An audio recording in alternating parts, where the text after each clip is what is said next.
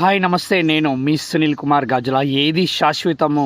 నీ ఎనుకున్న డబ్బా, నీ ముఖానికున్న అందమా, నీకున్న అధికారమా అనంటే నిజంగా ఏది కూడా శాశ్వతం కాదు. నీవు కోట్ల రూపాయలు సంపాదించినా కానీ నువ్వు కాటికి వెళ్ళే రోజు నీ వెంట వచ్చేది, నీ కార్యక్రమాలన్నీ జరిపించేది ఎవరో ఒక్కసారి ఆలోచించే ప్రయత్నం చేయి. ఈ ఉరుకుల పరుగుల జీవితంలో అన్నీ అంటూ, పని అంటూ, ప్రపంచం అంటూ ప్రతి దాని వెంట పడుతూ ఉన్నావు. కానీ విలువైన సమయాన్ని విలువైన వ్యక్తుల దగ్గర కోల్పోతున్నావేమో ఒక్కసారి ఆలోచించే ప్రయత్నం చెయ్యి. ఎందుకు అనంటే కాలమే అన్నింటికీ సమాధానం చెప్తూ ఉంటుంది. ఈరోజు నీకు బాగా ఉపయోగపడే ప్రతి ఒక్కటి కొన్ని రోజుల తర్వాత ఉపయోగం లేకుండా పోతూ ఉంటుంది.